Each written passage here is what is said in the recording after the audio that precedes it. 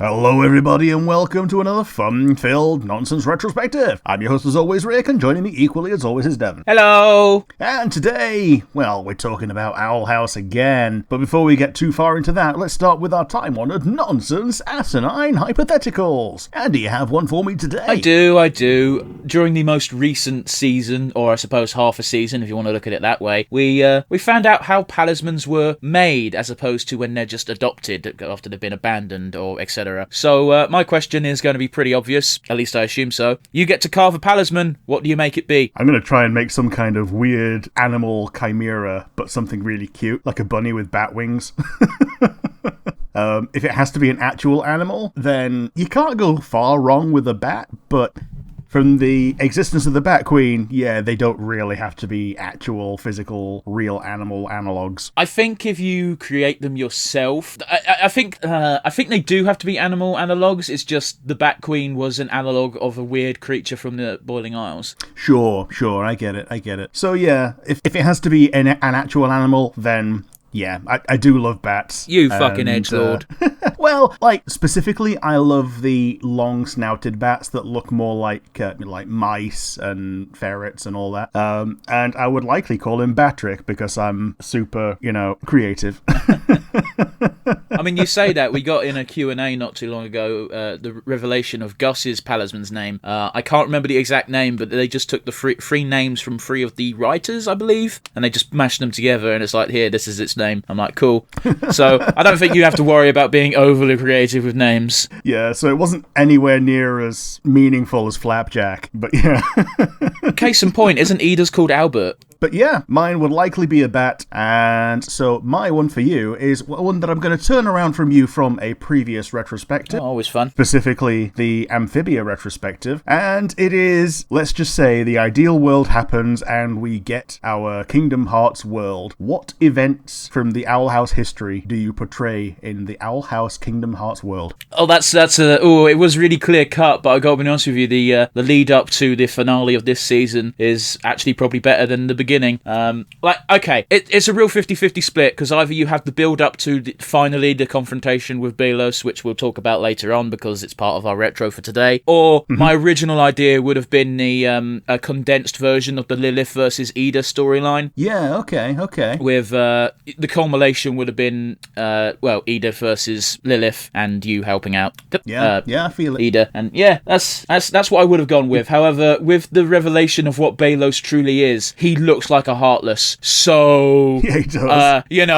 You should absolutely just run with that. Like, that should be the final boss, and then afterwards have what happened in the show happen, and then Sora leaves. Let's go back to the Enterprise. Man, how silly would it be that if Lilith starts trying to summon some Heartless or something, and she actually summons Belos' evil form, and they're like, oh boy, no. And she immediately has a face turn. Yeah, but no one in universe knows that that's what that is. That would make it better. Sure. That would make it flow. Because again, you've not actually played Kingdom Hearts, have you? I have not. The only time I've actually played Kingdom Hearts is I played the first 10, 15, 30 minutes of the PSP game where you can play as Terra, Aqua, or I think Ventus. You might as well have not played Kingdom Hearts. Yeah, I know, because it's nowhere near the Kingdom Hearts 1, Kingdom Hearts 2 experience, which is real Kingdom Hearts as far as what I'm told to be concerned with. And then Kingdom Hearts 3 is like a tour de force victory lap of only Disney. Kingdom Hearts 3 was a weird beast. But anyway, we're not here to talk about that, and it's why we will never do a Kingdom Hearts retrospective, unfortunately. Yeah. But yeah, it would definitely be a coin flip between those two moments. Yeah, they're both good ones. I think based on the fact that we went with the season 1 finale of Amphibia, I think the season 1 ending of leading up to the Conformatorium and going against Lilith might be a good parallel to that, if both are included in our dream Kingdom Hearts 4. It's gotta be. They've gotta be starting introducing new shit, because everything Kingdom Hearts has done until now has been old shit. I think the newest thing they've done is either Frozen or Big Hero 6, whichever whichever was latest. Yeah. I forgot about those. And even that is like 5 years ago.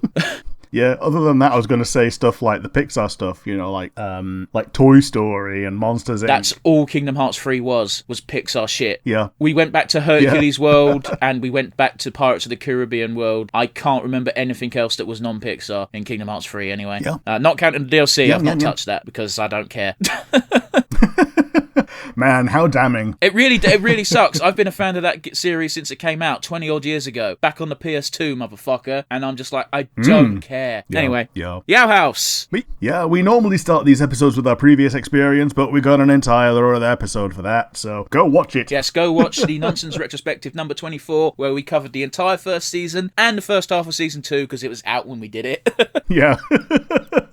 And there was no way we could see those episodes out in the universe and not click on them. So, yeah, we binged that as well when it was available. And we've been keeping up to these as best as we could as they were released. As a bit of an additional bonus, if you want to see Rick's first exposure to the Owl House, we do have that on the Nonsense Review as well. Can't remember what number episode it was off the top of my head, but it does exist. Yep, this is true. So, yeah, we start with episode 11. It's Follies at the Coven Day Parade. And Kikimora gets her face tease, which is kind of cute because I like seeing Kikimora because I think she's a piece of shit, but she's really entertaining to watch. But we get our actual heel for most of this season introduced in Terra Snapdragon, who is mind-controlling Rain. Or is she? Well, we find out later. Listen, I think I've said this before. Well, I haven't said this before, but I've got it written down in my notes, whereas Rain is a bard. Yes. Rain can act. Yes. Until the episode where the reveal occurred, I had absolutely no inkling that Rain was pretending. Yeah, it's really difficult to feign that kind of disgust on your face for someone that you care really deeply about. Yeah, it was heartbreaking as well. Yeah. It's one of those. Rain is a better actor by themselves than the entire Illusion Covenhead and troupe, who are all about acting and pretending to be actors. Well, the Illusion Covenhead doesn't really... Sorry, I'm going to reiterate what I said because I worded that entirely wrong. The Illusion Covenhead is portrayed as a director rather than an actor. And you've got to remember, his actors aren't actors of the Illusion Coven, they're the Emperor's Coven, so they learn a bit of everything. But we'll get to that when we get to the episode, I suppose, which is a bit of a ways away. Yep. So I remember when the memes started pouring in, immediately all the vitriol got poured into Terra Snapdragon. Yeah, and for good reason. I think the first word I have after her name in my notes is cunt. We're after the first minute, we're good. By the way, in case you're under certain ages and should not be exposed to vulgarity, we swear on this podcast. Just a reminder. Yeah, sometimes we say the fuck word. But, if you've not heard it in the playground, then you've not been to school. I don't think... If you're in school, you shouldn't be listening. We are vulgar. Especially not at school. Well, if you're at school, as in school, as in anything less than college or extra learning, I worded that poorly. Additional education. There you go. That sounds smarter. But yeah, you probably shouldn't be listening. This podcast is not for kiddies, even though we review shows that are meant for kiddies. However, on the flip side, if you're in the IT lab right now listening to this, then you can't tell because the camera's not on, but I'm doing finger guns at the screen, so I can call you What a Chad. See, I'll give Luz all the credit in the world because Luz has given life back to the finger guns. But yeah, the episode 11 in general was just reminding us what we love about the show and getting us back into it, because everything else after this, almost every episode, is more important than the last. And that's kind of a big undertaking, to have a serial escalation where everything does basically feel like an escalation. Well, there's a few reasons for this. First and foremost, the team and all the fans know at this point, Season 3 is the end, and Season 3 is not going to be a real Season 3, it's going to be 3 45-minute episodes. Yeah. And we're back. Very sorry about that, guys, but you may or may not realise that was a very odd transition. That's because it's been... What's it been, Rick? Like 2 weeks? Well, not 2 weeks, but a fair few days. It's been at least a week. We'll put it that way. Yep. We had terrible internet issues, which pretty much persisted for like 3 days. So yeah, it was complete garbage. Like, we couldn't do anything for that entire week, pretty much. And hopefully it's fixed now. So yeah. Yeah. We tried very very hard to try and salvage that, because we were already a week out of date with the finale. Now we're 2 weeks out of date, so all the Owl House fans have fled the coop, as it were, and gone on to brighter and greener pastures, I'm sure. No, they're not. I've been on the subreddit. They're all depressed. At least they've got the comics to keep them company. Yeah, good old Mackie Mark or Marky Mac. I forget the specific spelling of the name, but yeah, they are a godsend. Yeah, they're absolutely fantastic. But yes, we were just slightly recapping before we went live, as it were, so to speak, of what we've done. We've done our hypotheticals. We've done we can't remember what we exactly dabbled upon on the first episode, but we more or less got the first episode out the way. So we're going to move on, and I'm going to throw back to Rick. Yeah, we're going to go straight back into episode 12. It's Elsewhere and Elsewhen, and this is the time-traveling episode. Yes. Lilith is back. Yeah. Lilith gets to feel helpful, and I think this is the one episode where she actually does the most. She does the most, but like there's other episodes where she shows up and she is at least doing things. Oh, she's at least doing things, but she might as well be Hootie at that point. Like, she basically does nothing after this episode. Moral support. Never underestimate moral support in situations like these. That's all I'll say. But Totally. But yeah, I think the very first words I wrote for my notes for this episode were simply, my God, is it very good to see Lilith not depressed anymore. Yeah, because she spent basically the first half of season 2 in that low battery t-shirt. Yeah, in fact, her episode of the first half of the season, she ended with her basically fucking off and going back to her home planet. Yeah. She left with Mom to go and find another cure for the curse, because she's now got it too. Yeah, but also, like, those characters needed to reconnect. Yeah, and also having Lilith around for too many things would have, spoiled too many things. So it lets Lilith grow off screen and then come back and show off and want to be a teacher's pet to Luce, even though she's, 13? Yeah, I'll be absolutely real with you. One of the things I appreciate most of all is one of the best cures for depression. Not that there is a be-all, end-all cure for everyone. Everyone's different. We all know this. We don't need to go down that rabbit hole. But one of the consistent cures is finding something you're passionate about, even if that's weird, obscure, specific time period banisters. Yeah. Trains is the normal one up north. Trains used to be the go-to one for every man in there, like, well, over the age of 20 when they have disposable income, but they're not quite talented enough for Warhammer. I don't mean to shit on that. That's not fair. Warhammer's a relatively... it's weird. It's cheap compared to sports, but it's expensive compared to nerd hobbies. Does that make sense? Yeah, I feel you. Yeah. Like, expensive compared to things where you can more or less create 9/10 of the things that you use. Well, it's also... like, the inexpense comes into account where I do archery. Yes. You need... okay, to be fair, you can get a starter bow and some arrows for about 100 quid, but, you could start Warhammer with half that. Yeah, you can start Warhammer with a tactical squad and a large dude to be a leader. You can do even less than that now, because with Kill Team, you don't even need a whole squad. Yeah. But yeah, we digress a little bit, I think, but, I feel like it was worth saying. Yeah, slightly back on topic. The next thing you put in the notes is never meet your heroes. Yeah, it's, yeah. As much as Terra was a hate sink in the previous episode, Philip shows himself to be just as much, if not more. He is a colossal wank pheasant. But yeah, when I wrote my script and sent it to Rick, by the way, when we do scripts, they're not scripts in the traditional sense. It's like, remember to talk about this, fucknuts, is pretty much what I write. But at the moment I sent it was, listen, I'm sorry, I've used the word cunt at least 4 times. Because there are colossal ones in this back half of the season. Yeah, there are. Like, you need villains for something that's winding up, Yeah. So yeah, they get bust out at a rapid fire. They do. Like, the magical thing about Terra from the first episode is every time she shows up, she gets worse. Yes.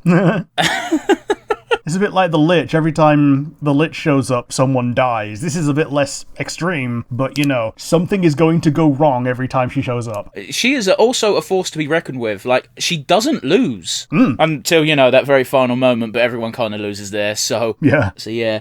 Yeah, very interesting how the Boiling Isles is pretty much a utopia before Philip fucks it up. Yeah, it was really interesting to see that, and it was something that I think Lilith needed to see more than anything else.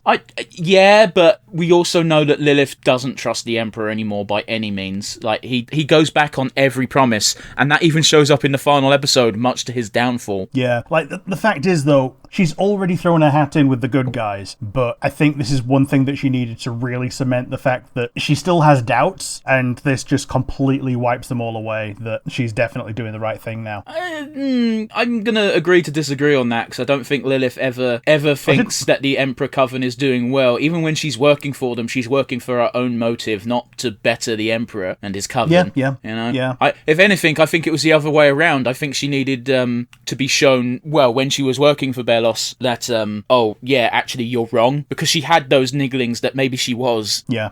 And it's one of those, when she was working for Belos, it was basically just for the bargain of curing Ida. Entirely. However, before the curse, they both legitimately wanted to be members of the Coven, except, Ida clearly didn't, because if there was only one spot, she'd easily give it up to Lilith, and basically did. Yeah, but then the curse happened. I think Ida's always had this weird thing where she didn't want to become a member of the Coven to be a member of the Coven. I think she wanted to become a member of the Coven because she didn't want any of her magic to be restricted, and if possible, she'd rather have done that through a way where she wasn't technically breaking any laws. And also, to be in the same Coven as Lilith. Yeah, that's true. That's a detail that I actually overlook quite a bit. Yeah. But it's one of those really interesting things where someone pointed it out on Reddit, and it's really weird, the things I decide to take deep dive thoughts on, and some things I just sort of brush to one side. But someone pointed out that when you look back and really look at it, Ida is clearly the witch that the Emperor Coven wanted, but they got saddled with Lilith. Yeah. And that's not to say Lilith is a poor witch. She's quite skilled and talented, but unlike Ida, it's that fucking old adage that I always fucking go back to of the gifted person who doesn't ever have to fucking try, and the one who has to fucking work at it. And this rears its ugly head when they both have to relearn magic from scratch. Yeah, Ida's not good. No. Ida just waits for Luz to go away so she can fuck around. Like, I think Ida is better at using potions than actual magic or, combo glyphs, Yeah, like Ida, until magic how she has been taught to use it returns, Ida got a massive nerf. Yeah. That being said, though, she can still do that weird and fun detaching her limbs shit. Yeah. And she's got control over the hybrid owl form. Yeah, although she does have to eat a few voles. Yeah, as a bargain. I fucking loved it. I absolutely loved that was the deal. So dumb. But the episode also kind of deleted it at that point, because that episode was quite tense up until then. Yep. So yeah, Philip has a real good way of appearing pathetic when people are attacking him to get the viewers and the characters on his side. Yeah. And like you say, when Lilith grows suspicious, he turns on the charm. Yeah, that scene is so fucking great. Like, it's not even like 10 seconds, I feel like, where they're on the way to the MacGuffin of the episode. Let's say, I can't remember the exact thing. It was like I forget the exact circumstance. I apologize. It's been a while. But yeah, Lilith is actually getting very suspicious of Philip, and Philip is stone-faced the entire time. And then just like that, he goes, "Oh, your nephew. Sorry, not your nephew. Your niece is quite talented with magic. No doubt she gets it from her aunt." And Lilith goes not gooey, but flattered by the compliment. And immediately Philip looks dead ahead again, and his face is like a stone, no longer smiling. It's scary. Yep. People who do that. Yep. Is that sociopaths or psychopaths? I can never remember the distinction between the two. It's a bit weird, because psychopaths are technically people who have to fake emotion, but I forget this technical definition of sociopath. I know the Ice King is a sociopath, because the Cosmic Owl calls him one. Okay. But I can't remember the exact description of a sociopath. And it's one of those things where, as much as children's cartoons are for children, they do make an effort to get things right when it comes to things like that. So but it's also a throwaway gag though, where the Ice King is complaining of like, "Why do I keep doing this?" And Cosmic Owl just goes, "'Cause you're a sociopath." Hoot! And then rolls away and then flies away. Like, fuck you, my home planet needs me. Yeah. I'm gonna keep using that joke because I fucking love it. Yep. Good old Poochie. Yeah. But yeah, they do the thing. They get to the end of they get the MacGuffin. Philip immediately betrays them. Oh yes, he immediately betrays them. like 0 to 100 immediately. Yeah. And with exactly the same tone of voice as well, which is just as scary because, like, we all know that in hindsight, he always intended to. Yeah. He always intended to betray them. He always intended to use them as a pawn in his scheme. Yep. And that he also didn't believe that was their real names either, the names that they gave him. Yeah, but like he wanted them to help, so why would he argue? Yep. You're hiding something, but you'll be dead soon. Which is a trick I've used in D&D at least once. Yep, exactly. It's a very good DM trick. Make the players think they're getting away with something. Yeah. Nibs knows. Yep. But Nibs also knows there's a clock, and she doesn't know what the clock is counting down to. We'll leave that there. That's going to be a fun gag for like 5 people. Oh no, a diamond golem is coming. Oh, that's a good idea. But yeah, we also know that Luz, despite appearances, does listen to everything Lilith says, even when she goes on historical, I'm excited, but you probably aren't rants. Yeah, hyper-focused nerd talk. Yeah, because she saw an ancient creature when they went into the wrong time hole. Yeah, one that's now extinct. And she described perfectly how to deal with one, and Luz remembered. Yes. Yeah. Even when Lilith didn't. Yeah. You know, in the heat of the moment, she didn't remember, and Luce was like, I'm going to use that thing you taught me. Which is a very useful skill to have. Yeah. Not only praise me, but we survived long enough for you to praise me. And they surprised the fuck out of Philip. And yeah, he doubles down on hating witches because they can, if these 2 witches, one of whom is just literally a human, can bypass his trap, well, not even his trap, a trap meant to kill anyone, then that means they're dangerous and must be dealt with in his eyes. Yeah, and to triple down, as it were, Lilith decks him in the schnoz. Yeah.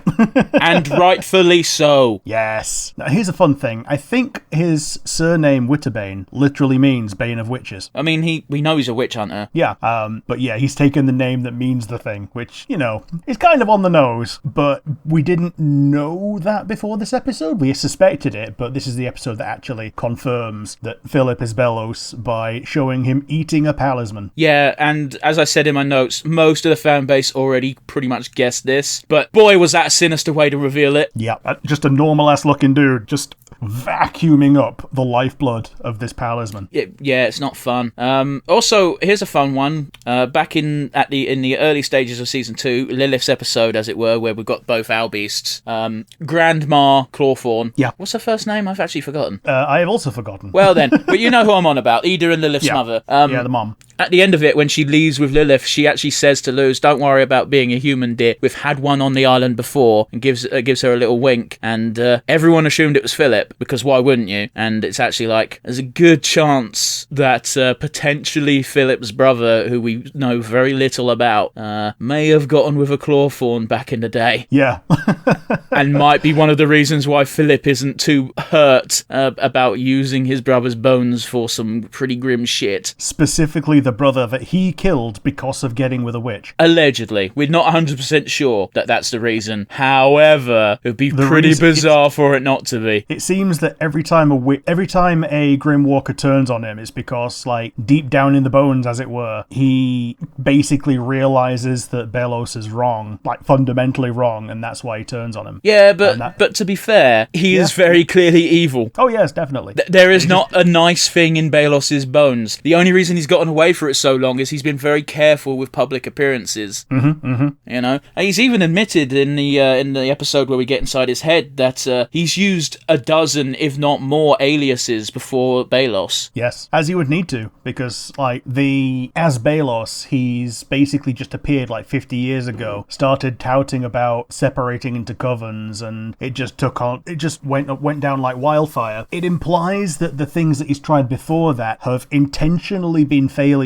just so the new one can appear to be better than the last one. I don't think they're intentional failures. Sure, fair enough. Nah, that would kind of be redundant. Fair enough. But yeah, go on. Ida's dad is here as well. Yes, I noted down his name so we wouldn't forget it. Del. Yes, we see him with his nerve damage to the hand that he used to carve. Ida really doesn't want to see him because basically she's the one responsible for his career-ending injury. And it's one of those things of when something's not your fault, it doesn't matter because it was still your hand, if you know what I mean. Yes. And I will always do the usual thing of no one's going to think it's your fault ever. You're being idiot protagonist right now. However, like I say that as a viewer, and we know everyone's okay with it. It's very easy to say that. I've thankfully never done anything where I've gone, this is my fault, when it, it's not anyone's fault, But I can imagine that it would eat at you. It's actually really heartbreaking as well because of Ida's no spring chicken no more.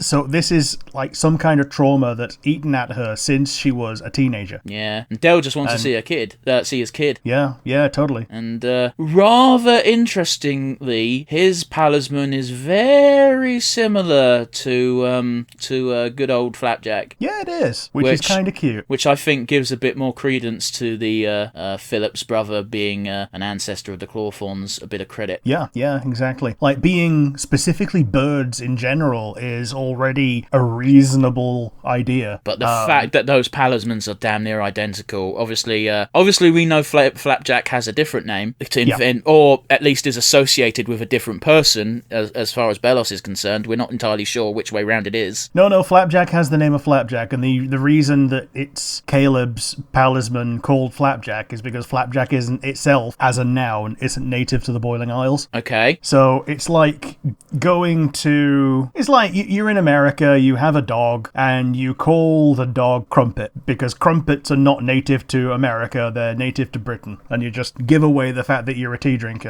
Okay, but Hunter named it. I don't think he did. I think Hunter has been able to understand Flapjack, and he's been able to, when Flapjack was more comfortable with him, he told him his name. Okay. But yeah, it's one of those, Flapjack is one of those palismans who's been alone for so long, but also got a lot of experience. Can we just take a pause for a minute here and realise that actually this means that that good old Caleb was able to have a staff of his own way before anyone, and any other human. Yes, exactly. Like Belos managed to make one out of artificial bullshit. Yeah, just out of technology without a palisman at all. He made the same one basically for Hunter, which got destroyed or whatever. I thought the implication was it was just Belos's that he was lending him. Oh, it could be. But yeah, he's already a whiz with that stuff, and now he's got a real one with the palisman. Yeah, except that's wild magic and that's evil.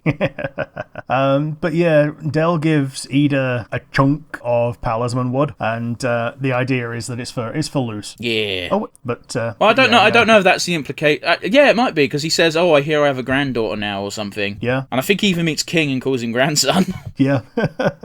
Yeah, because he's now got 2 grandkids. Yeah. Who neither of them are the witch species. Yeah. And thankfully, Hootie doesn't count.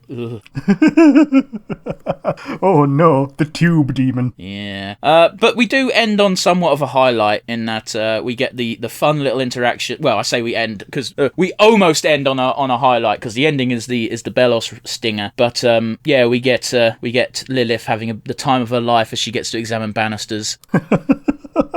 Yeah. Don't forget, we also had Steve in this episode, because I think the very first thing is they're celebrating Lilith's new job. Oh, yeah. Steve the guard. Yeah. I did not think we'd get a face reveal on that character. I thought they were just being like a fun gag. Did you get the implications with the face reveal? Or being Gus's shithill fucking friend, but not friend, his older brother or something. Yeah, Bartholomew's older brother, yeah. Oh, that's why I call Matt Bartholomew. I wondered where it came from. I thought I was just being witty, but no, I stole it from the Owl House. Yeah, and you stole it from a shitheel as well. Yeah, well, okay, that's kind of works, but love you, Matt. Oh, he's not going to listen to this. Oh, of course he's not. No, of course not. We've told him to watch the show, and he doesn't want to because he's gay. Like, A, he doesn't like podcasts unless it's on something that he likes, and B, this is something that you don't care about either, because, it's Western animation, and therefore it can't be good. I can't stand that. Oh, but you like what you like. We're not going to pick up on the fact that I said he won't like it because he's gay. Okay, we're going to move on. No. As if this show isn't gay as fuck. I mean that with love, in case you couldn't tell. But yeah, we get to the next episode, Any Sport in a Storm. As you put down, it is the Willow episode. It shows Willow doing a lot of working out. Yeah, and I appreciate that. Like, don't get me wrong, she's not old enough for me to care, but I'm like, yes, women should be allowed to get buff and no one should bat an eye. Yeah. So it's basically roller derby, but on brooms. Yeah. Flyer derby. Yeah. Hunter is trying to get some Emperor's Coven recruits. Well, yes, but no. Like, he's doing saying that because Darius said, oh, why don't you find some recruits, then you'll get some respect from me. So Hunter takes that as real, even though Darius is clearly just trying to get rid of him. Yep. Yeah, Darius doesn't have any respect for Hunter as a Golden Guard. Yes, that's an important piece of information we get this episode, isn't it? Yeah, because he's been friends with previous Golden Guards, probably because they all turned traitor. Yeah. Yeah. Like, you don't put those pieces together until later, really. But yeah, it makes sense in context. Yeah, we've got about 2 episodes until we find that out. Yep. But remember, this was in real time. Like, this was 2 weeks away. Yeah. But yeah, Hunter goes around. He joins Willow's team. Yep. He completely blows off the entire team as losers because Scara is on her phone. Gus is doing nothing, really. And then he looks back and everyone is suddenly badasses because apparently Scara on her phone was just looking up strategies that differ from Grudgeby. Yeah. Because she's like a super sportsman at Hexside. Yeah, we all knew that person. Yep. Right, what sport's happening today? Basketball? Yep, there they are. Yep. I think Garrett did that as well. Like, the only reason he didn't get insurance for MMA is because his real job was higher paid than the insurance was likely to pay out. Yeah, you've told that story 10 times. Yep.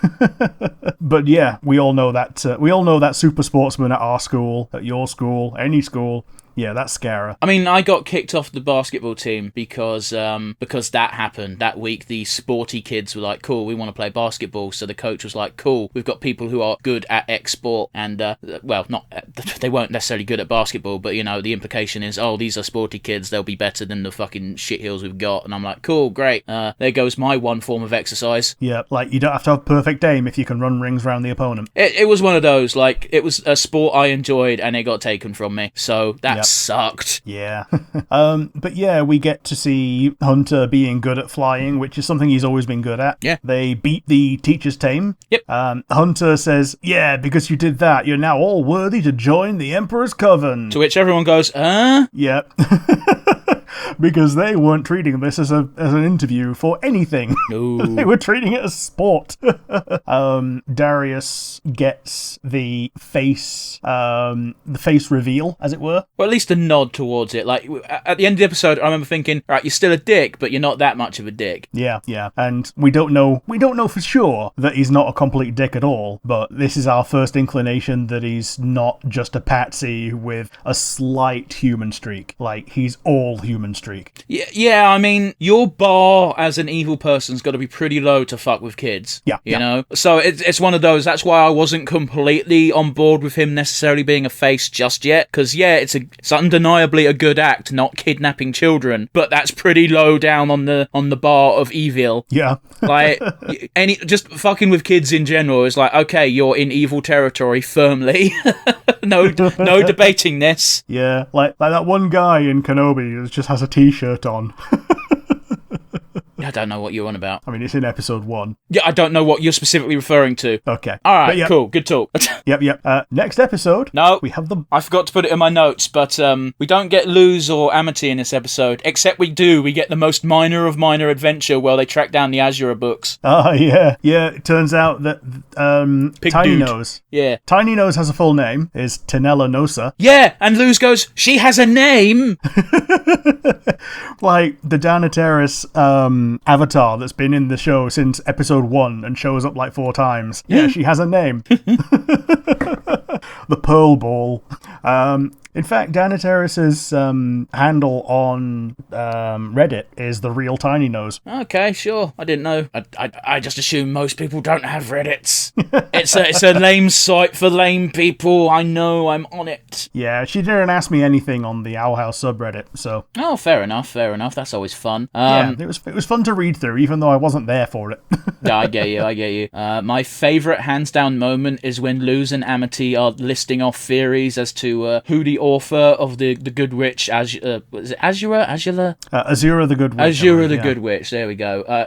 Over who the author is, and they're just listing off a bunch of fan theories that makes no sense for them to know, including Amity saying, Azura is your mother who went back in time but is now not in time, which doesn't make any sense for her to say that, but it is a fan theory that Azura is actually Luz's mum. So, yeah, that was fun and goofy. Also, they end up basically making a fan fiction club. Yeah, they do. But yeah, it's all because they don't know whether Azura's author is human or a witch. Except it turns out... Yeah, they've got to be human. It turns out it's human, and Tibbles has just been editing all of the copies to have witch ears to sell in the witch world. And they've only sold one copy, and it was to Amity. Which doesn't make any sense, because there's copies in the library. Yep. But yeah, it's one of those where I guess young adult literature has not kicked off in the Boiling Isles. Yeah. But yeah, next we've got the brawl happens. Yeah. The brawl episode. Amity wants to take part in the brawl because Alador was the brawl champion, and she wants to prove that she's more than just a teacher's pet. But yeah, fuck that. Did you see that kick-ass title belt? Yeah. More people should want wrestling belts as their accomplishments. If there was an award, and instead of a trophy, you got a goddamn wrestling belt, I would want the award. Yeah. We do get a little bit of character development for Edric as well. He's in a little bit of a crisis of identity because he dabbles in different kinds of magic, which, witches who are meant to be aiming for a coven shouldn't be doing. But when he does it for Ida, she thinks that's kick-ass, and she gives him a bad girl coven t-shirt. Yeah, or as I put it, Ida wants to adopt more babies. Yeah. Well, he's still got a dad, so... Yeah, no, I'm just saying, like, Ida is just, you need a club for the special kids. That sounds wrong, you know what I mean, right? Yeah, you need an outlet for rampant creativity. Yeah. And Ida is the space vodka ant from space. Also, like, Edric and, I forget the sister's name, it's another E name. Emira, was it? Yeah, something like that. Edric and Amira are just the fucking Weasley twins. Yeah. Like, the thing that really threw me about them was how much of a pair of assholes they were in their first appearance. It made it really jarring that they were just okay after that. I think it's one of those perspective things, because you're an only child, right, Rick? Yeah. Yeah, siblings are dicks to each other for no discernible reason. Yeah. Yeah, I've seen that in media, and I've heard the fallout of it happening in real life all too often. But it's just one of those things. When you have something in fiction, your first impression is meant to stick at least more than none. Well, you're saying that, but Amity also did a U-turn very quickly. Sure. But, like, by the same token, the reason Amity was angry was because everything that people were doing flew in the face of everything she believed in. Like, she didn't believe in cheating at all. She really hated it, to the point that when we saw her again, when she found out someone had cheated on her behalf, she just threw the entire competition. I'm just saying. Yeah.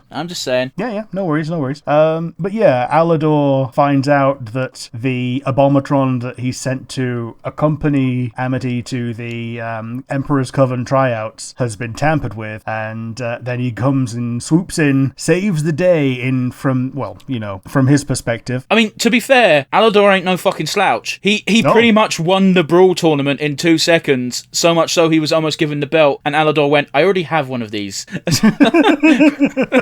I've already got one, don't need another. But yeah, it's my exact words are, this is the first glimpse we get of Alador not being a complete and utter arse. Yeah, because I think this is the episode where he finally notices that Amity's dyed her hair. Yeah. And he goes, it's the colour of abomination goo. I like it. Don't tell your mother. Yeah. Well, we find out much later on, in fact, it's like the second to last episode of that the reason why he's only just now noticed is Odalia works him like a goddamn dog. Yeah, he is worked down to the bone. The reason he always looks like he's about to keel over dead is because he's about to keel over dead. Yeah. But there's a moment where Amity confesses that she doesn't want to join the Emperor's Coven, and Alador very quickly just goes, okay, I thought that's what you wanted. Yeah, it's one of those, like, he's been out of the loop. He doesn't not care about the kids, he just doesn't have time to connect with his family in a way that he would want to. Man, speaking of that Marky Mark guy, I'm just going to call him that because it's fun.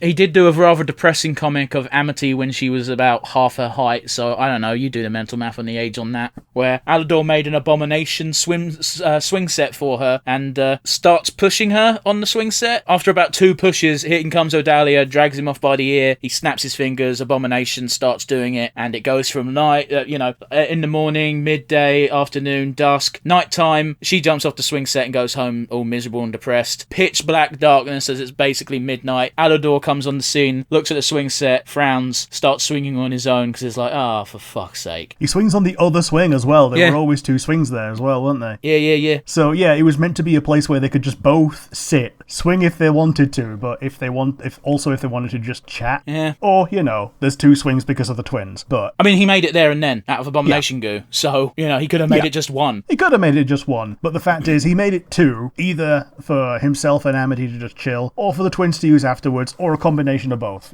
I mean, the fact that he sat on the other one might imply that he made one of the swings big enough and weight carrying enough for an adult to just sit on. Yeah. But yeah, Alador has it rough, and I'll be the first one to hold my hand up. I had a massive go at him in our first half of the series review of saying that he is very timid and he does very little to stand up for his kids. Yes, he helped them in that one episode, but that is not enough to redeem him. And now we have all this context, and it's like, okay, Alador is fundamentally a good person, just he's too occupied by blank to do anything about it. But yeah, just wanted to get that off my chest. Also, we have it confirmed that Luce's father has passed away. Yeah, I don't think at any point we thought he was going to be a scumbag, because that would have been awful. It would have been, yeah. But yeah, it's another episode of God damn it, God damn it, Luz. You're being the receptacle for everyone to vent their problems to, and yet you refuse to do the same. Yep. But that's the way the cookie crumbles. I know, but it doesn't end here. The problem happens again later as well. Still. Yeah. So yeah, we get to the next episode it's the flashback episode of when Ida met Rain. My god damn it, Rain is the cutest motherfucker in the world. Yeah, this is the episode that really made me like Rain Whispers. Yeah. We've seen them so briefly that I didn't realise how. Yeah, I can totally see how Ida fell in love with them. Yeah, like they weren't as impactful until now. Yeah, like this makes everything make so much more sense. Oh man, and it makes that fucking flashback scene hurt more of her reoccurring nightmare, remembering having to go away. The forced breakup because she didn't want to hurt them.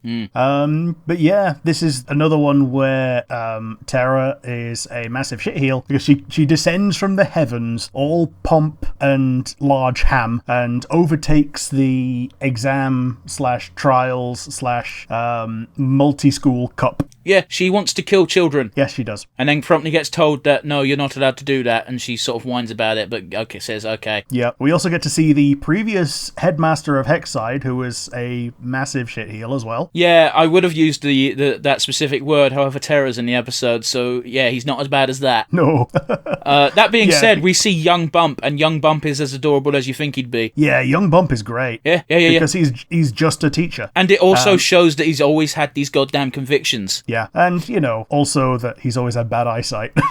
Yeah, but also, Ida, just squeeze this ball if you have any chaotic faults. It is crushed to death in 2 seconds. Yeah. It's like, and I think Bump even sort of recalls and goes, my God.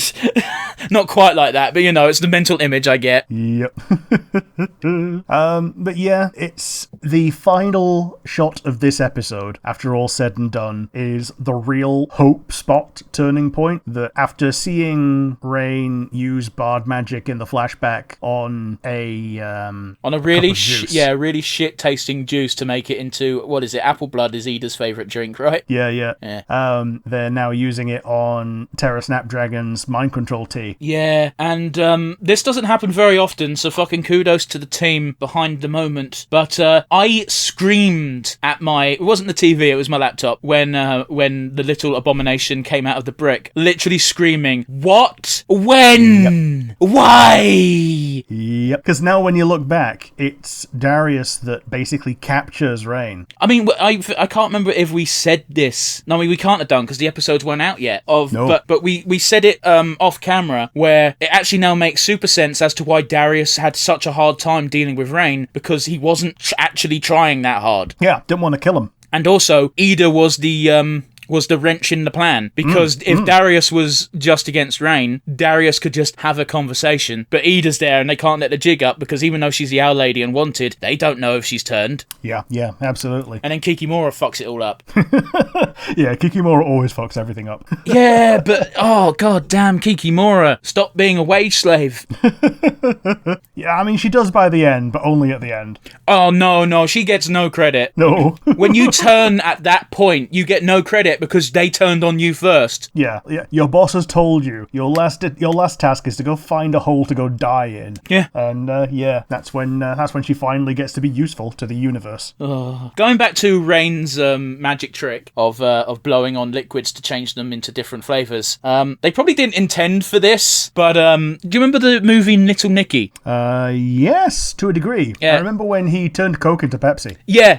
He got told, by the way, you can turn anything into anything else. Why don't you change his Coke into some fox piss? And and he does his trick and he's so hard working towards it. And his roommate opens it up and goes, "Did you do something to my Coke?" "No." Yeah, and it tastes like Pepsi. Which, by the way, fun fact, I can guarantee you, if you put Pepsi into a Coke bottle and don't say anything, the person will taste Coke. Because, yes. well, hands down, they will, because it's a mental mindfuck. Yeah, in a glass. In a glass, you can tell the difference, but like when you're given the thing, it's very easy to override it with the thing that you are seeing rather than the thing that you're actually tasting. I think you could also get away with it in a glass. Okay. If someone goes, "Can I have a Coke?" and they don't see you with Pepsi at all, and you fill it with Pepsi, they will probably take a drink and go, "Yeah, thanks for the Coke." Unless you're at a bar, in which case they have to tell you it's Pepsi. Is that okay? Well, yeah, but that's different. I'm just saying, like, you can mindfuck people quite easily with that. I know, I've not done it, but I've been on the receiving end. Yeah. Similarly, you can do it with colours of jelly. Weird. If you have the wrong colour jelly to the flavour that it is, then it makes you think that it's the flavour that you're expecting for that colour. That makes sense. However, who the fuck eats jelly after the age of 12? I mean, I've got some jelly in the fridge downstairs right now. So we're learning once again that Rick is a man baby. Love you, buddy. Yeah. But yeah, the next one is Hollow Mind. Now, this episode was so goddamn important that I felt the need to say on the review show that our next episode is Hollow Mind, and everyone's saying it's going to be a big one. And oh my god, did it deliver? Did it deliver? Yeah. I saw the subtle thing early on where Luz touches a painting. Oh? Because normally when you're in Brain Dimension, if you touch a painting, you go into it. I see, I didn't notice that. So I noticed that on the first watch, that, you should be going into that painting, into that memory, and then they find the real memories, and turns out the big old monster stalking Luz and the little cute thing is actually just the vengeful amalgam of dead palismans, and the little cute thing is the actual inner Belos. And we find out during the reveal of Little Belos is actually Big Belos, that Belos remembers Luz. Yes. And we get the official 100% in-character confrontation of Luz now knows that Belos is Philip. Yeah. Which is important because now she can bring that information back to the rest of the cast. However, she kind of has a heroic blue screen of death for a bit. Yeah, because she's trying to take everything on her own shoulders, you know? Yeah, but that don't fucking work. No, especially when we've got this few episodes left to go. Oh, that's an important note, actually. Apart from the first episode of this back half of the season, every episode has had a shortened intro sequence to try and squeeze out every minute. Ah, yeah, okay. Yeah. But yeah, other than that, there's not a lot to talk about in that episode. Like, okay. Hunter finding out some stuff and Linny getting fucking murdered. Oh yeah, this is Hunter's actual face turn, isn't it? Because I forgot that he got sucked in as well. Okay, yeah, he sees other Golden Guard, and in every flashback of the Golden Guard does not look happy working for Belos. Funny that. Yeah. He gets to see all of the Golden Guard skeletons and skulls and masks discarded in a pile. And then he gets eaten by the ground. Yep. But thankfully, he knows more than nothing and manages to help himself by reaching Luz. Yeah, like, I say this is his face turn, but he's literally abandoning his old life at this point. I mean, there's the point where they're finally out of the the woods, for lack of a better word, and they're back on the Boiling Isles and no longer in Belos's mind. And Hunter's having a straight up fucking panic attack, and Luz is like, it's okay, don't worry, we'll go hang out with Ida, she'll know what to do. And Hunter just fucking legs it. He doesn't know where he's going. Oh no! It turns out he goes to Hexside, but we don't know that until a couple of episodes later. Yeah. And Gus finds him, and he hasn't had a shower since the last episode. Yeah, and he gives him a sandwich. Yeah. And Hunter literally goes, I now owe you a life debt. But yeah, it's tough. But we also know that originally, man, it would have been interesting to see if the original plan worked, hey? Of Darius, Rain, and I'd forget the beast head's name. The little fluffy wolf. Oh, Evil Wolf. Okay. Yeah. And them. I wonder how it would have turned out, because they could have fucking curb stomped Belos inside his head. Maybe not. If Belos was intent to keep the act up. Maybe. But also, if anything went wrong, Belos would know that all three of them were traitors immediately. Oh no, they had the hoods on. I mean, okay. No, I'm just saying. Rain's head of the Bard Coven, man. You don't think he can fucking disguise his voice? Voice, yes. Face, no. The face thing is more of a illusion coven thing. Oh yeah, and once you get the tattoo, you can't branch, can you? No. They might have had illusion stones. Maybe so. They would have had to have had illusion stones, because there's no fucking hiding who Evanwolf is. Yeah. Other than with a bunch of, like, insects or something. Just to create an insect version of an abomination. Yeah, maybe so. Well, yeah, maybe they would have just hidden an abomination body, all three of them. Sure. Like, as far as I'm aware, the two dogs bollocks abomination people are Darius and Alador. Yeah, dude, I do love Darius's abomination form. It looks so cool. With, like, the scythe hands and everything. I'd agree with you if I'd not seen water elementals before. Okay. You know, there's a lot of crossover, that's all I'm saying. Yeah, it's like if a water elemental was made out of the Pokemon Muck. No. No, God, no. Yeah, Ekans is snake spelled backwards. Arbok is cobra spelled backwards. Doesn't work for Muck. It does work for Muck, is the problem. But yeah, very briefly, I want to touch upon, I adore the fan art of Darius and Alador saying fuck you to Ordalia and getting together. Yeah. Because Alador deserves better, and the more I watch, the more I'm convinced Darius had a falling out because he had a crush on Alador, but he lost to Ordalia. Maybe. It's one of those. We never know. Yeah. I'm just saying, like, Alador deserves better, and if Darius is as doting a gay uncle as he seems, then, he's certainly better. And we know he's a good gay uncle. Look how he treats Hunter. Yeah. Especially when they earn mutual respect, you know? Yeah. I hope people know what I mean when I say gay uncle, because I call Grime the same thing. Yeah. A single uncle figure. Yeah. But yeah, the next one is Edge of the World. This episode's sad. It is. I think the saddest part is when the King and Luce are talking to each other, and Luce goes, yeah, we would go do a big old heist or whatever, or a bunch of adventures, but we don't have time for that. Yeah, and we've got the fan art of Amity flipping her shit going, there could have been a beach episode! There still can be. They're in the human world now. Spoiler. Yeah, they are. So yeah, they go to the... Hootie finally regurgitates the letter that was delivered to the Owl House earlier on, which was from somebody who looked like something who could have been King's father. Yeah. It was from the same episode where he basically became a Clawthorn, wasn't it? He put out that worldwide broadcast of, Dad, if you're out there, come find me. It's not from that episode. The episode of the letter is actually knocking on Hootie's door. Oh, okay. Oh, yeah, of course it is, because it's where Hootie gets everything wrong. Yeah, and but yeah, the kick up the arse to get the letter is that, you're correct, but yeah, the actual letter giving is at the end. It's the stinger of knocking. Yeah, and he just eats it because there's a bug on it. Yeah. But yeah, now we get the actual invitation and they act on it. They go to the island of Titan Hunters. Which they go to because Lilith says, listen, the kids need a break, and also I've been there's nothing there. And boy, was she wrong. Yeah. So yeah, we find out that they're Titan Hunters, and none of them have that skull. They just have the skull on their head because they've killed Titans in the past. And yeah, this current generation hasn't even seen a Titan. These are all hand-me-downs from their forefathers. Yeah. And they're also simps for the Collector. Yeah, this is the second time we've heard his name, or their name, I should say. We don't actually know what gender they are. And seeing as they're basically a god, they probably don't have one. Correct, yeah. So we've only ever seen the Collector in the context of being imprisoned and Philip/Bellows working towards doing things for them, and with these guys doing things for them as well. Yeah, in fact, we get quite the line from the boss of these Titan Hunters, because when they say we need your help getting rid of Bellos, the boss straight up says, oh yeah, dime a dozen hack from the other side of the planet. We can get rid of him, no problem.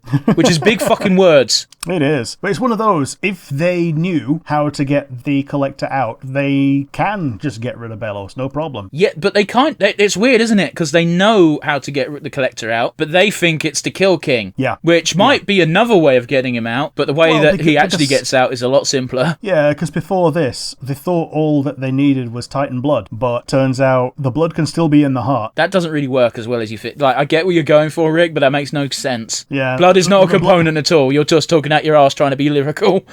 Yeah.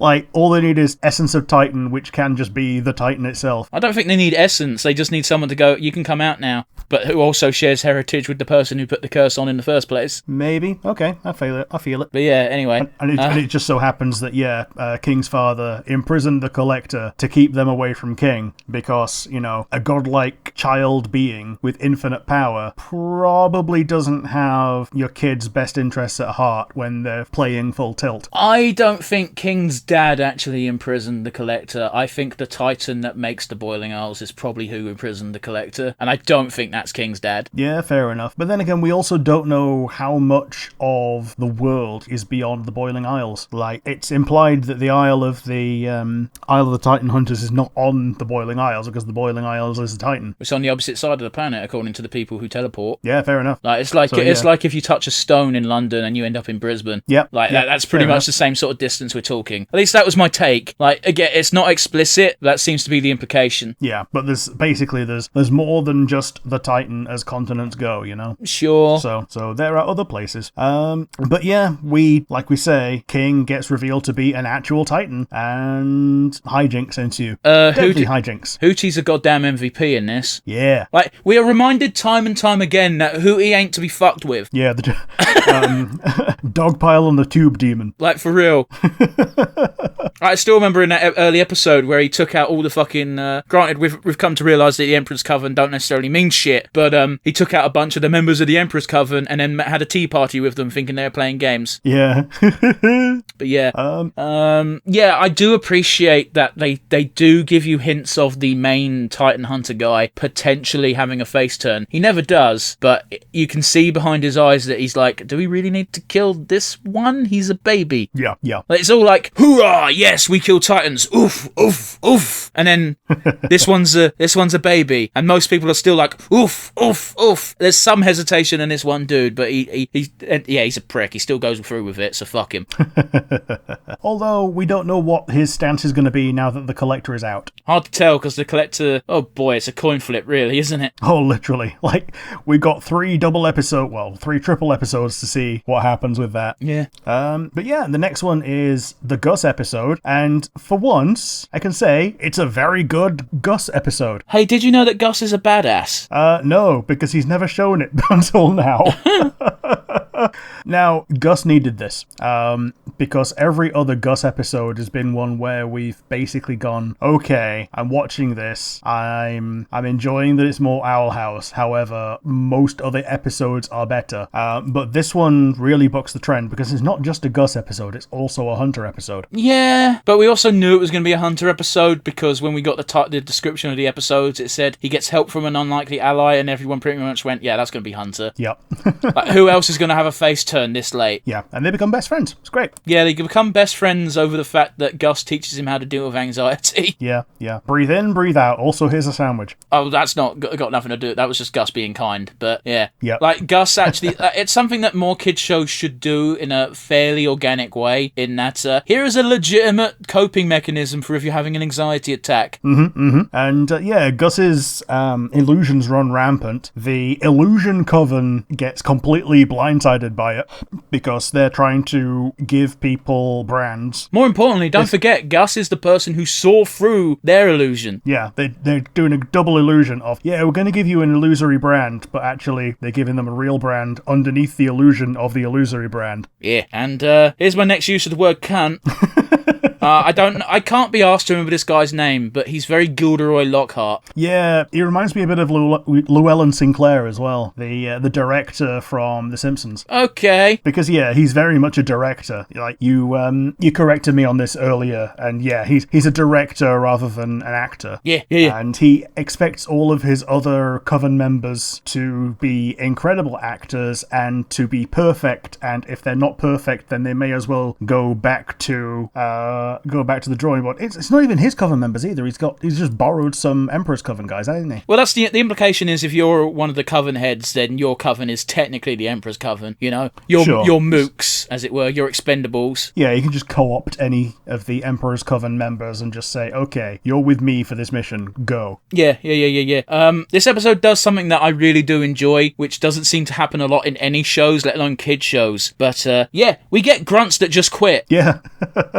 We get grunts who are like, I'm treated like shit, I'm constantly belittled, and I'll be honest with you, I'm sick and tired of it, I'm gonna fucking go home. And here's the thing, we knew kind of that we were going to see a face reveal for that character because they had a non-standard character design underneath the hood, so we knew that the hood was coming off at some point. I didn't actually think that meant anything, because it was just a pair of fucking ears. Okay, it turned out to be a pair of horns. Yeah, I thought they looked like a cat with the hood on, and Mario does that all the time without giving a fuck. Yeah, it's one of those, it looks like cat ears under the hood, and then turns out, it's a pair of horns. They quit. But it's another good example is Rillo takes out a pair of coven guards, and Amity's like, I forget what Amity says, but she's like, I need to protect you, and Rillo's like, I don't need protecting, and Amity storms off because she doesn't believe her quite yet. They eventually get on the same page, but as she storms off, the coven guy who's still tied up by her vines goes, hey, you totally got me from Blindside, don't listen to her. Yeah, because Amity's trying to go 110% to protect Willow, protect everyone, but Willow in particular, because she's trying to make up for being a cunt to her, like in the early season 1, and even before that, obviously, what we find out about when they stop being friends. I think the statement earlier on in the season is, we're not friends again yet, but it's better. Yeah. And it's another step towards better still, but also they still don't understand each other perfectly yet. Yeah. And it's also an important thing to learn that, you can mend a friendship, but it needs mending. You can't just pick up the pieces, slap them back together, and expect it not to fall apart again, After a certain age range, yes. Oh, yeah, when you're 6. I'd say like between 6 and 10, friendships are constantly destroyed and then put back together because friendships don't really mean anything yet. Yeah, because your personality hasn't formed yet. What child have I been placed next to? You are my best friend and I will die for you. Also, you're a poopy head. Did I ever tell the story about how I made my first friend at first school? I believe you did, yeah. Yeah, so I kept asking this kid, are you my friend? And he kept saying no until one time he just got annoyed and said, fuck it, yes. And then we were friends for like the next 6 years. That was a cool story. Thanks, bud. Yep, I can tell it again if you like. I'd rather you didn't. But yeah. It's a strength of the side characters that we get no Clawthorne family in this episode, and it's still good. Yeah, we did get Amity, who's like... She's not a Clawthorne. I specifically said Clawthorne. Not yet. I think technically she'd be a Noseda. Well, yeah. I know Luz won't be a Blight because I'm pretty sure Amity's going to drop that surname unless Alador kicks it up a gear. Well, I mean, if Odalia gets completely disowned from the Blight family tree, then yeah, you can have Blight back. It's unclear which way round the names went because she seems to have always acted like that, even when she was a kid. Yeah. Little piece of shit. But yeah, I don't have the name of the next episode. Feel good episode with... Oh, fuck, yeah, I didn't actually name it in the notes. Whoops. But yeah, the next episode's great. Very quickly, the episode beforehand ends with Hunter getting a chance from Bump, where Bump says, okay, if you're being serious, tell us everything right now. And Hunter does. Yeah. So, yeah. It's one of those where the episode ends with him going like, okay, I'll tell you everything. And then the viewer knows what everything entails. Yeah. But they don't actually show him telling me everything. It's a cute little thing that they do in fiction all the time, and I appreciate it. Yeah.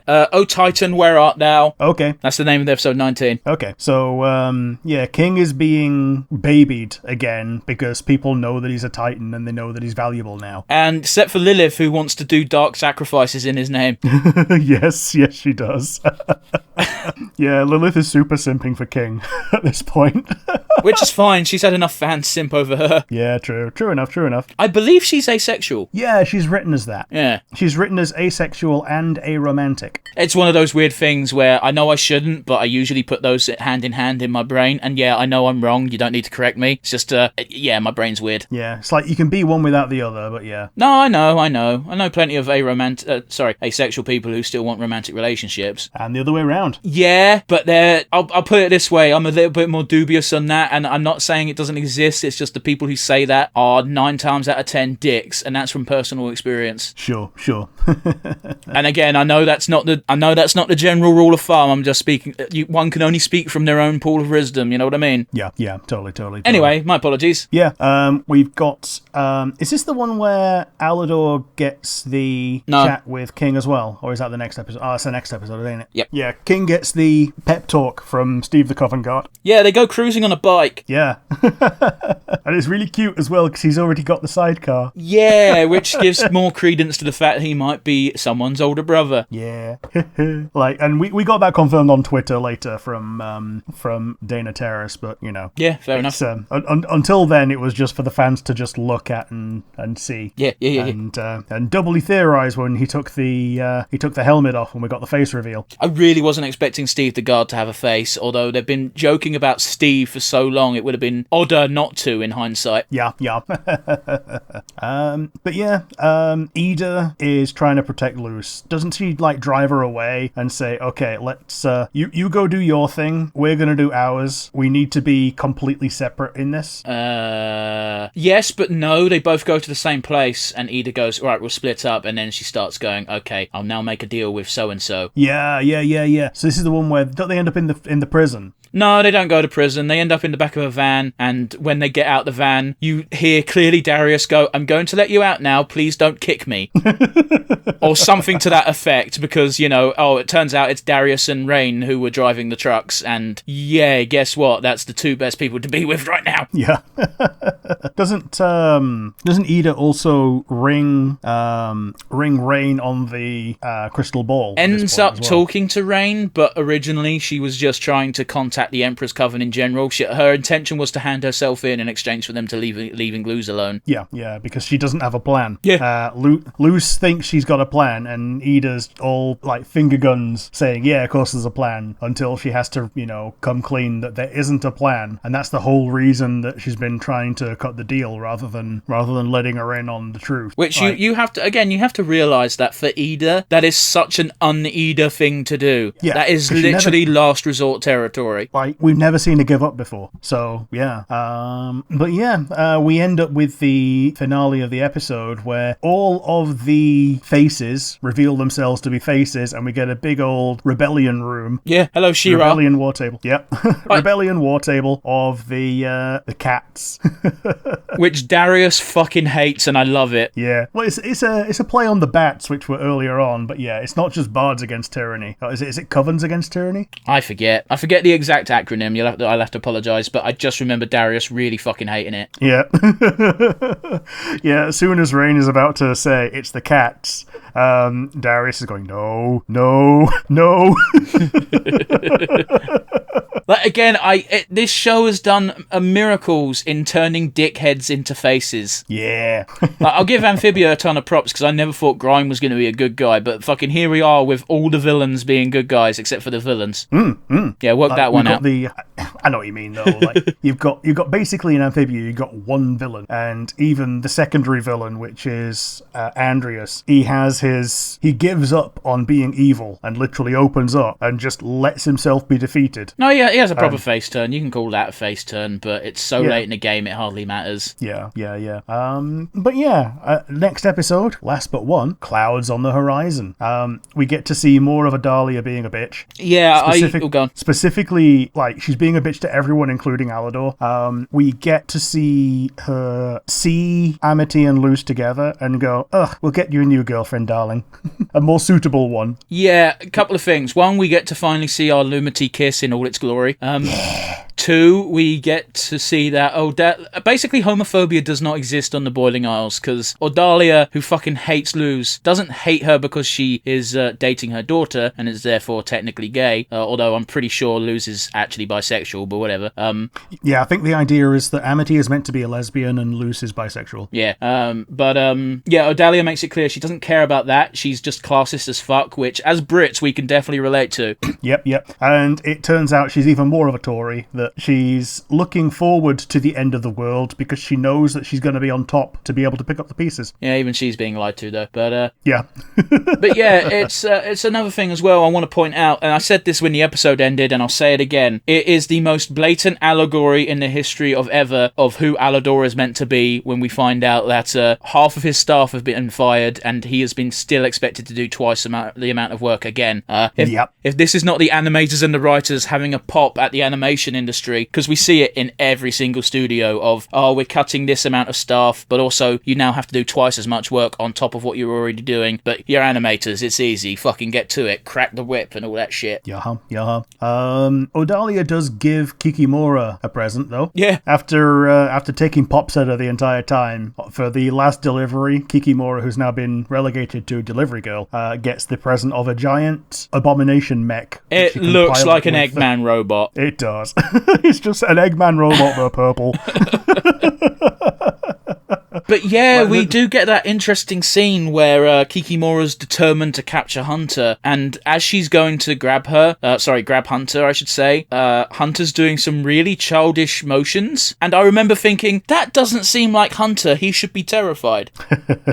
Yeah. So that's the stinger of the episode, that Luce and Hunter have had their positions swapped by a nice little bit of subterfuge from Gus. Yeah, Gus is an illusion king. Yeah, and it's only when they get so far out of range that the illusion wears off that Belos gets Hunter that turns out to just be Luce. Yeah, but we'll get to that next episode. Doesn't he just immediately greet her as, "Oh, hello, Lucura"? Yeah, but that's not in this episode. Okay. That's why I said we'll get to it next episode. But yeah, I did want to talk about the little chat that Alador has with King. Yeah, that's the little B plot, because King's already had a chat with someone else. He's had the Steve, the Coven Guard chat last episode. So now he gets to basically repay the favour, paying it forward. Yeah, because Alador doesn't know where it's all gone wrong. And as an adult watching this show, I get it. Yeah. You can absorb yourself in your work and just not be aware of things moving a mile a minute. Yeah, I mean, Rick and I, neither of us have kids. We can't relate to that aspect, but there's certainly times in your life where you'll just stop for a minute because you're finally allowed to stop, and you're like, what the fuck's happened in the last 5 years? Yeah. Or even in the last few months. Like, things are changing all the time, especially now. Yeah, but I've usually when I stop, it's not been a few months since the last time I stopped. Sure. But yeah, it's... But yeah, Alador definitely wants to be a face. Yes, he does. He does. He cements it in this... So rather, he lays the foundation in this episode of, I want to finally do right by my kids, because... Okay, again, I can't speak from experience because I don't have them, but I imagine that when you're with your partner and you have kids to raise, when you're not actively involved, you assume the other parent is, but you assume they're actively involved in a positive way. But as we know, Odalia's parenting is, you're going to be a mini-me and like it. Yeah, and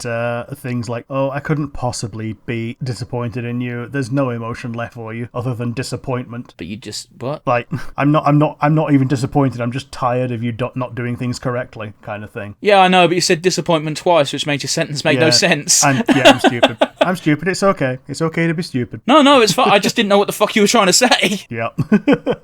But yeah, Odalia's a cunt. Alador's a good person, and unfortunately has been suppressed by Odalia. Yep. And they make it abundantly clear that Alador, if given the opportunity, would have spent his free time, if he had any, with the kids. Or at least Amity. Obviously, Edric and Alara, whatever. The twins have sort of grown past that stage, but yeah. Yeah. And at least they've got each other as well. That's like a big deal. Like, I'm a twin. I'm a twin, Rick. Okay. You're a twin with the evil twin. That's not a thing. I'm just saying, just because you got a twin doesn't mean you have someone in your corner. Okay. In fiction, you normally do. Cool. Fiction gets it wrong. Oh boy. But yeah, King's Tide. Yeah, King's Tide. This is our actual finale, or rather, the finale for now, until we get the movies. And it's a pretty big one. Again, it's a mile a minute. This is the Day of Unity. Goodness, there is actually fuck all to... there is no time to stop and absorb anything in any of these episodes. They all have no stopping point, because they have to be fast-paced, because they haven't got the time. Yeah, there's even a part in this one where it's seen from the viewpoint of King, who's zipping in and out of consciousness, and things are just skipping forward in time multiple times. Oh, yeah. I mean, we can't have the epic battle scenes. Yeah. But yeah, we got almost the entire population of the Boiling Isles. I think it's meant to be the entire population of the Boiling Isles, just gathered into the sacrifice circle, as it were. Rick, have you ever seen Berserk? No. Yeah, this is Berserk. Okay. I'm vaguely aware of the event that you're probably talking about. Yeah, it's called an eclipse. Okay. Which may or may not even... The shot of the moment is like... I didn't scream, but I was like, this is fucking Berserk. You can't pull one over on me, Dana. But also, the target audience of this should never have seen Berserk. So... No. Especially with the Willy demon. Okay, that's not even... Okay, you want to be crass. Well, at least I censored it slightly. Yeah, because we care. I meant, if all your takeaway from Berserk is ha-ha cock demons, Well, it's not even ha-ha. It's like, the whole point of that scene is reliving trauma in a way that's an allegory, isn't it, really? You've not seen it, you don't get it, don't worry. Okay. I've also not read it, so... Okay, listen, the ideal way to see the eclipse is by reading it. But that said, the Golden Age anime does a pretty decent job considering. But yeah, as the Day of Unity actually properly begins, people realize, this is actually rather painful, especially since Ida is now taking the place of Rain Whispers as the Bard head. Ida has now been branded. Yeah, for all of 2 seconds. Yeah. By that I mean, does she take the place of Rain? Because it's very quickly found out. Yeah, they switch some spaces so that Terra is right next to Ida Rain. Yeah, Sprout. Yeah, and they crack out into a bit of a fight, and it gets put down real quick when they kick up the Day of Unity's draining spell into full gear, and at that point Bellows just like pieces out because he don't care anymore. It's already working the way that he wants it to. He just goes to where the Collector is, which is also where his portal is. Very quickly, 2 things. First of all, there is a pang of sympathy when even Terra, the horrible cunt that she is, I'm not bleeping out all the uses of that word if you've done it too many times, but I feel even a pang of sympathy for her when she finally realizes, oh, this isn't what we were told. Wait, so we're not going to paradise? And Rain just goes, nah. The thing I was spoiled on for this episode was Ida losing her arm, and even then I wasn't sure if it was really a spoiler, because it was that meme of it was just 2 characters, and it was Ida going, hi Grime from Amphibia, and Grime Raven going, hi Ida from the Owl House, and I'm like, oh, Ida's gonna lose an arm. That's fun. It wasn't the biggest of spoilers when you think about it, but yeah. Last but not least, who do you think the rat was? I don't know. Because it can't have been Darius or the Wolf Girl, because Terra and the Illusion guy are both surprised when they lunge to try and help Rain/Ida. Because there's no point in keeping an act at that point, because, all the cards have been played, so it's like, who the fuck was it? Literally don't know. And I doubt, it can't have been Rain, because even as a 4D chess move, it makes no sense. Yeah. It's probably gotta be one of the nameless ones in the, from the Bard Coven. Well, that's the problem, isn't it? It's either Bard Coven or Steve. And maybe Steve is just that dumb. I don't think so, though. Whoever did it could not have done it via ignorance. It must have been maliciousness. You know what I mean? Maybe. Or maybe it's the brands themselves. Maybe, but then why bother giving them any element of freedom while they're plotting all this shit? Why not stamp down? Because that's what they did with Rain. Granted, it doesn't affect Rain because he just happens to have the one trick to counteract Terror, but... And it's one of those, it might also be Hunter against his will. Hunter didn't know about that bit. Well, sure, fair enough. You know what I mean? No. Hunter wasn't present. Okay. Hunter was with the Amity crew. Oh, yeah, the Amity crew that got reported by Odalia as a last fuck you. Yeah. So he had no knowledge that they were even trying to do anything on the Unity Day parade thing. Yeah, fair enough. Yeah, it's a good question, because it does leave, as far as people we know of the plot, it leaves either Steve or one of the bards, and neither make much sense. Yeah, true. And yeah, when Ida loses the arm, it's because Rain just amputates it. Yeah, Rain's a bro. Yeah, and even by that point, the whole point of giving Ida the brand is because the wild magic that is the Owl Beast is meant to fuck with the whole draining spell. Yeah, counter it, basically. Hard counter. Like Uno reverse card. But it's not working as intended, so yeah. No, it wasn't even that, was it? It's because she got replaced in the lineup by Rain, because they found her out. Remember? True. Like... Yeah. Well, she's also getting drained at the same time, so... But that's because she has a coven thing, and she's just getting drained. She's not an element of the spell. Sure. But yeah, there is that cute moment with Lilith, though, just before they go out, where she does the exact same incantation that Lilith did to take the curse off her, except it wasn't the exact same words. It was, "I'll come back home" at the end of it, and Lilith's like, "That's not a real spell." Guess if that's the point. Yep.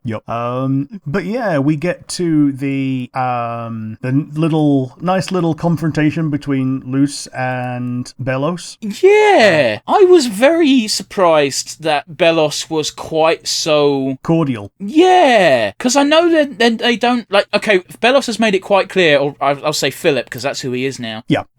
Doesn't seem to harbour any ill will towards Luz, despite the fact that she's constantly been a pain in the neck. Yeah, because even people that don't believe in him that are human are still human, and therefore worth more than every single witch in the world to him. Also, we got a very common fan theory. Well, I don't even think it's very common, but a spoken about quite often fan theory, more or less confirmed in this little speech, where Philip reveals that, wow, it's taken you like a few months to learn all these glyphs. It took me years. It's almost as if the Titan himself didn't want me to have them. Yep, and she gave him one of them as well during the time travel bit. Yes. That's one of the reasons why she beat herself up about it, though.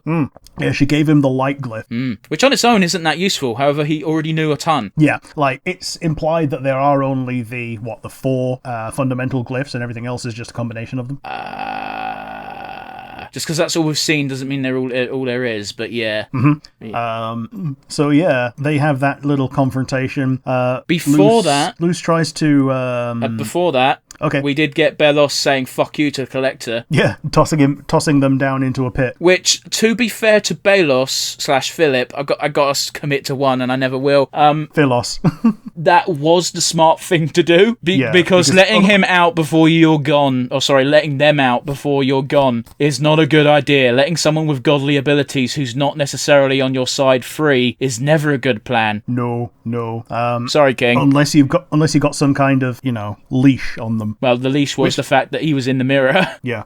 Like an additional leash. Yeah. Like another part of the pact of, well, like King does. King gives the Collector an additional leash of, we've got another game we can play. Yeah, it's not a real leash. Well, it's the closest thing they've got. I'm just saying, like, King gets a pass because he's a dumb kid. No offense to King. But, Philip would not... It would have ended much the same for Philip if he let the Collector out, I feel. Everyone should be scared of this little shit. Yes. And everyone is. Yep. But yeah, back to the confrontation. Luce does the thing that the Illusion Coven Master wanted to do, and makes this branding glove invisible after offering the deal of, you might need me to let you know how humans are now, because you've been gone for a long ass time. Yeah, and even while she's trying to make this deal, she's being turned to stone, so, like, it is life or death right now. Oh, yeah, totally. And he just relents and goes, okay, let's shake on it. And she shows that there's nothing in her hand apart from the fact that the thing that she's actually got in her hand is invisible right now. She actually ends up showing both hands, because originally she offers just the one, and Philip rightfully is suspicious, so Luce shows the other one as well. Like, there's no knife in my hand either. Yep. And yeah, he gets branded, and her idea was, okay, now you're branded, you're getting drained, stop it. But he never intended to stop it under any circumstances. There's also the weird thing of, will it even affect Belos the same way? We don't know, because by this point it's not even his magic. He's just been eating it the entire time. But he never had magic in the first place because he's not a witch. Yeah. Like, Luz doesn't have any magic, so even if she was branded, in theory it shouldn't do much. It's also a case of, is he draining wild magic from talismans, or is he draining just straight up life force to extend his own? Oh, life force. Yeah, exactly. None of Belos's magic is magic. Yeah, it's all technology meant to... well, not even technology, it's just glyphs. Yeah, technology and glyphs. Like his staff is Magitech. I don't think it is. Okay. I think it's just an elaborate illusion for him to quick fire glyphs. Fair enough. That's just my theory, though. I don't fucking know. I'm not fucking Dana. You'd have to ask her. But yeah. We get the fucking hero team running in just as Belos becomes a monstrosity from Bloodborne. Yeah, Amity goes, basically, did you think in any version of the world that we wouldn't try and follow you? Yeah, Loser's an idiot. Yeah, and now they're all here. Yeah, even Hunter gets some good licks in as well. Yeah, and Belos does that thing of, even after he's turned into his beastly form, he just produces his regular head just to talk to Hunter and go, why are you hurting me? When, if you actually pay attention, he's actually done nothing to damage Belos at that point. All he's been doing is like running interference and support. Yeah. And I know you said that a later moment was the most rewound part on YouTube, but the part I rewound, because I was like, wait, what? Did I just hear that correctly? Was as he's getting berated by good old Uncle Phil, Caleb's... No, fuck, I said that wrong, but Hunter's talisman comes in, sort of distracting them both, including making Philip go back into his monster form as he growls Caleb. Yep, and on the official subtitles, it got mistranslated as kill him. Which makes no sense, because they have access to the fucking script. Yeah, and Dana put the tweet up going, man, that looked way more intense than I intended it to. Yeah, he's meant to be shouting Caleb. Yeah, which makes, as we kind of have established, Caleb is Philip's, brother. Yeah, the one that all the Grim Walkers are based off of. Yeah, and I found that moment fascinating, even more fascinating than that little nod later on, but we'll get to it when we get to it. Yep. So yeah, I think it's time for King's interaction with the Collector, isn't it now? Yeah. So Kikimora gives King the tip. Yeah, Kikimora's face turn, which isn't a real face turn because she's already been turned on, where it just goes, oh, you're going to fuck with Belos? Cool, go down there. Yeah, it's the heel face door slam. Like, she's basically dying at this point. Oh, she's not dying. It's like Eggman, the robot took all the damage. Yeah, she's dejected as hell. Yeah. And has nothing left to live for, essentially. So she just spills all her guts to King of, yeah, I was always watching. He thought I wasn't, but I'm little. So... Yeah. And points down to off the bridge where the Collector's mirror was thrown. So King goes down, chats to him. Turns out the Collector can't see King because of the collar that he's been wearing for all the time. Yep. So it takes the collar off and they can see him. Collector gets so fucking hyped when he realizes what King is. Yeah. And turns out all it takes to get the Collector out is a pinky swear. Well, no, not quite.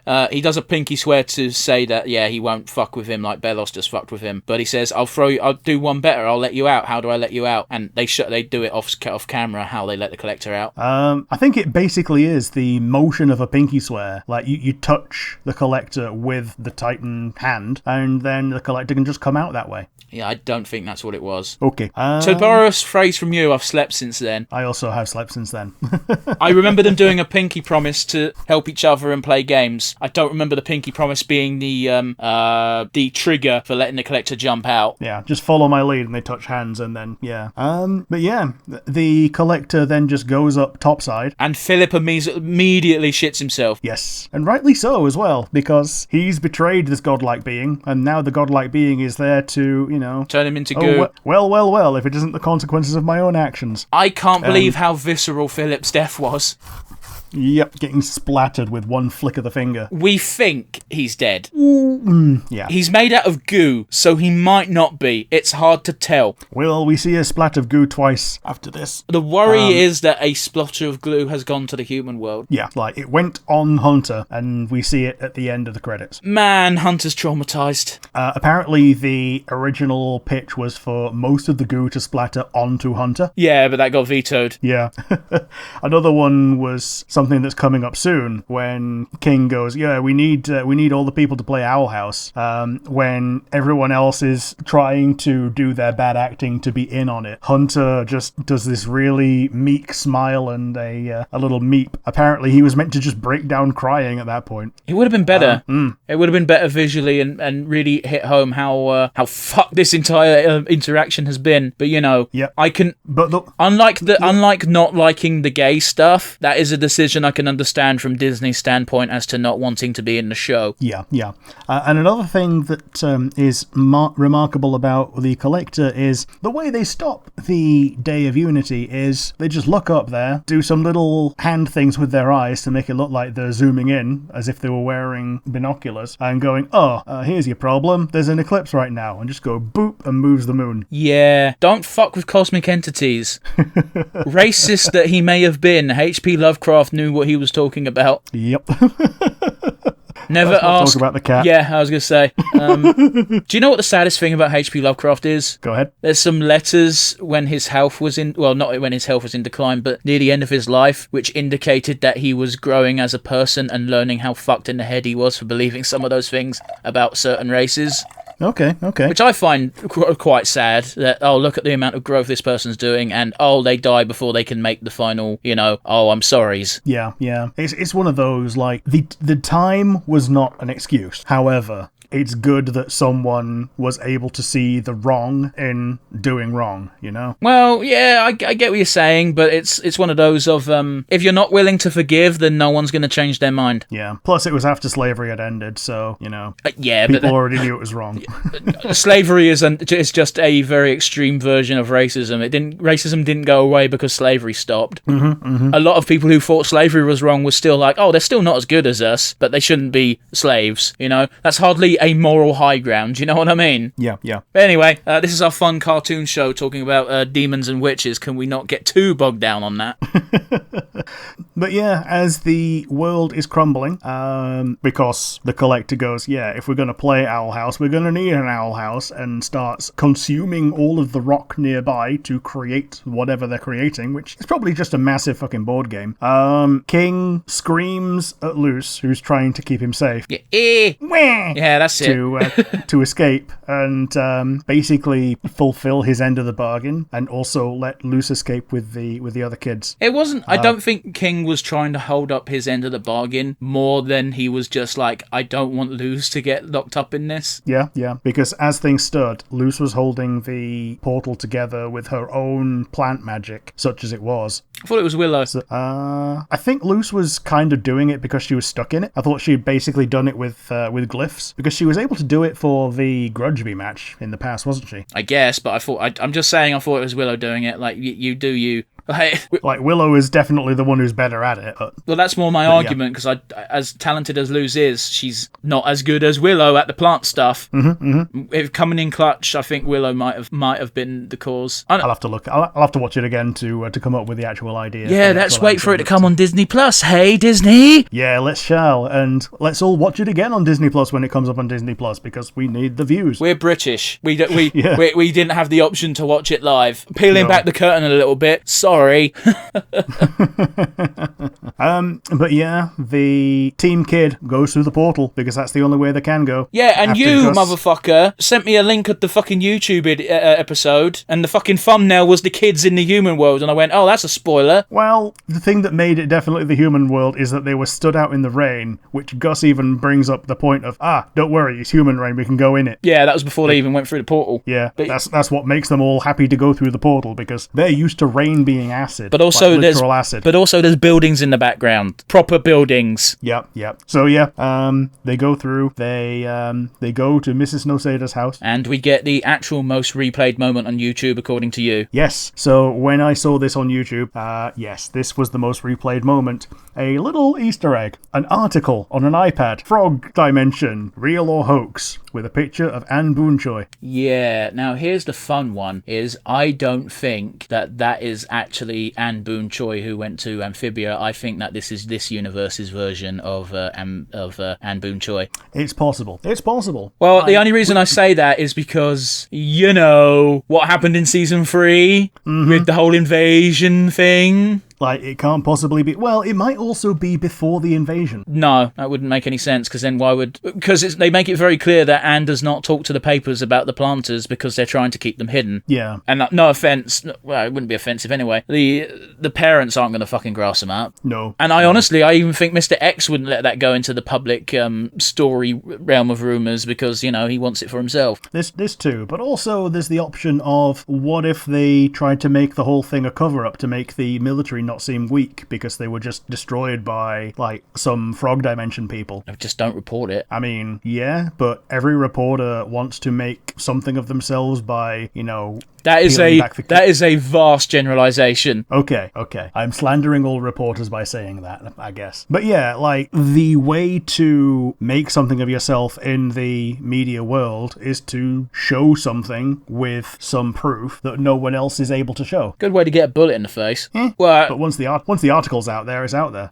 I guess if you don't value your own life that highly, sure. But, it's one of those. I lean towards this being this universe's version of Anne because of meta knowledge, knowing that Matt Braley and Dana Terrace want their universes to be in the same set of multiverses, but not the same exact universe. Okay, but also she's drawn in the Amphibia style and not an Owl House style. Oh, the styles aren't that bad of a clash. Oh, yeah, they go together well enough. Like, the only difference really is irises. The picture wasn't big enough for you to really look at them. Nah, you know what I mean though. Like, Anne's always had dot eyes.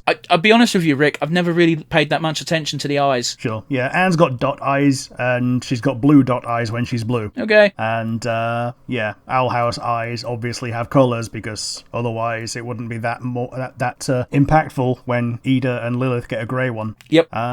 But yeah, they show up at the door, and there's no dialogue at this point, other than, "Hi Mom, I'm home." Yeah, and we see V in the background. Yeah, we do. And I saw a very funny meme today of, that very famous image of the cat, where it's just like, I went out and found my cat, however, then my cat came home, so now I have two cats. And they just pasted Luz's face on both of them, and I found that incredibly funny. Yep.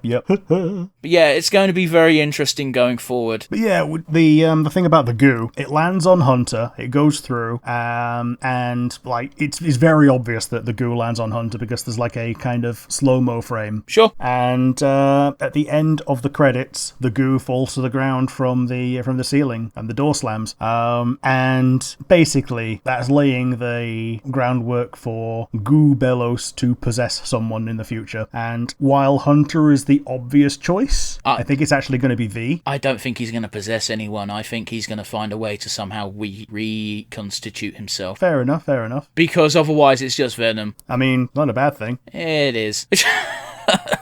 I don't like how they do live action Venom. I really don't. Fair enough.